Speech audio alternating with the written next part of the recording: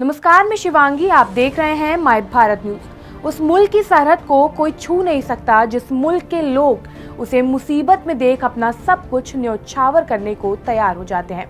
चलिए आपको भी दिखाते हैं एक ऐसे ही व्यक्ति की कहानी जिसने मुल्क की रक्षा के लिए 5 टन सोने दान कर दिए।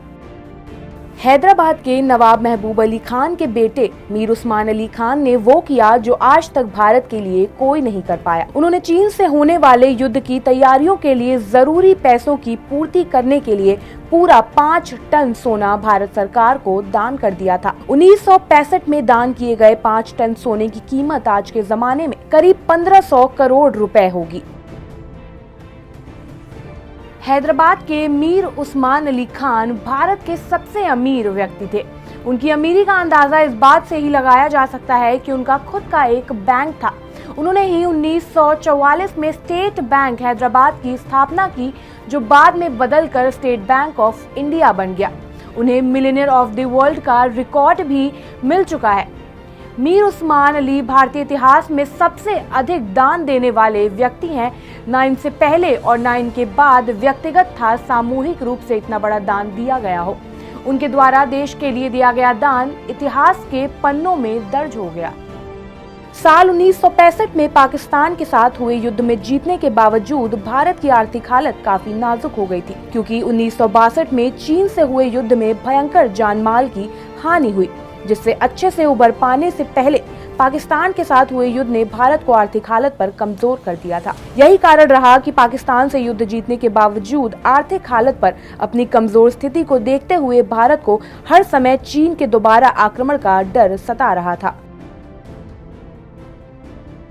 ऐसे में भारतीय सेना को युद्ध के लिए जरूरी सभी हथियारों से लैस करने के लिए जरूरी पैसे जुटाने के लिए प्रधानमंत्री लाल बहादुर शास्त्री जी ने रियासतों के मालिकों से मदद की अपील की। तब मीर उस्मान मदद के लिए सामने आए और भारत चीन युद्ध के समय इस्तेमाल किए गए भारतीय हथियार और बारूद मीर उस्मान के पैसों से ही खरीदे गए थे।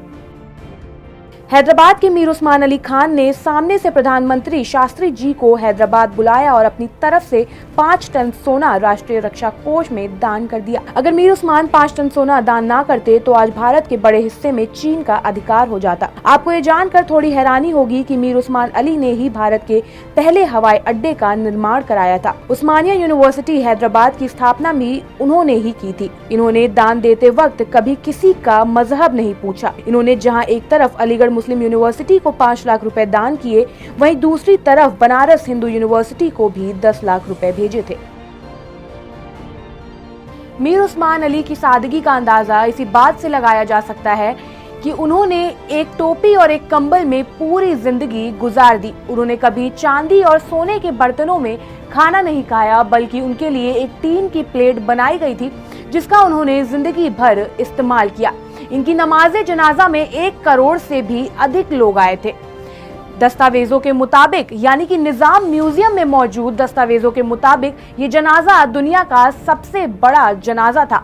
मीर उस्मान अली कहा करते थे कि जब तक मैं जिंदा हूँ, भारत की तरफ कोई आंख उठाकर भी नहीं देख सकता। फिलहाल के लिए इतना ही। ऐसे ऐतिहासिक किस्सों के लिए बने रहिए हमारे साथ और देखते रहिए माय भारत न्यूज।